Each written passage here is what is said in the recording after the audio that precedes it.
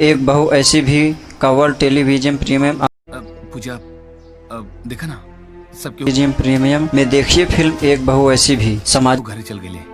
अब तू गुस्सा थूकता घर सामाजिक मूल्य और पारिवारिक रिश्तों पर बखूबी दर्शाता है ये फिल्म। चला ना। अभी ले तार दिमाग नहीं के चलल। हाँ निभावे के पड़ी। भोजपुरी सिनेमा पहली बार वर्ल्ड टेलीविजन पड़ी और ओकरा बाद ई घर के बहू के फर्ज लौकत नहीं के हमरे घरे ब्याह के दिन बंटवारा हो गइल के हमरा बेटा के नौकरी करे के और हम एक विधवाई और हाँ सुन ली वो लोग बहुत हमारे पति के घर जब रहुआ अपने माई बाबूजी से अलग रह के हमरे साथे रही बा तो समाज में मुंह दिखावे के लायक न रहा। हमार माई बाबूजी भैया से अलगे हो गए बाड़े तब हम ससुराल जाए और हाँ यही से ऐसा रह के उनके सेवा पानी करम।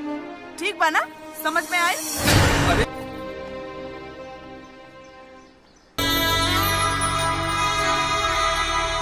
भाग गइल बिया। अगर शादी ना भइल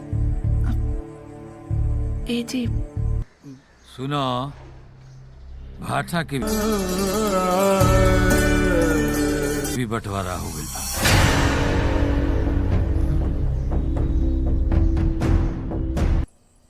तोहरा वजह से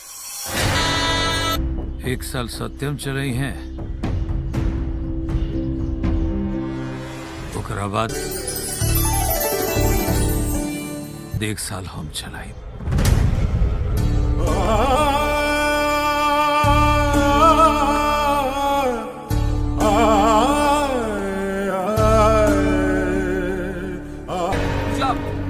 पूजा सुना था पूजा।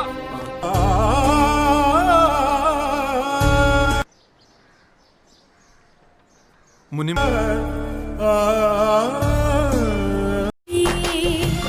माई रिंकिया ये घर छोड़ के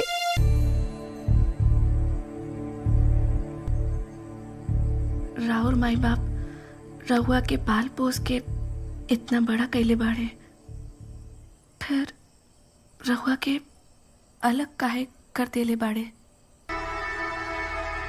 ना तो वो लोग हमरा से अलग भइल ना तो हमार बियाह तोहरा से भइल हो। इस सब का जड़ तू बड़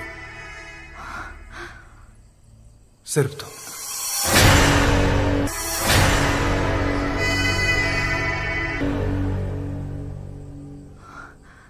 काका जी बेटा। विजय के लेके भट्टा पे चल जा। बन गई लो लेकिन तोहरा के ये जीवन भर हमार प्यार यही से तू हमार पत्नी तो नसीब ना होगी।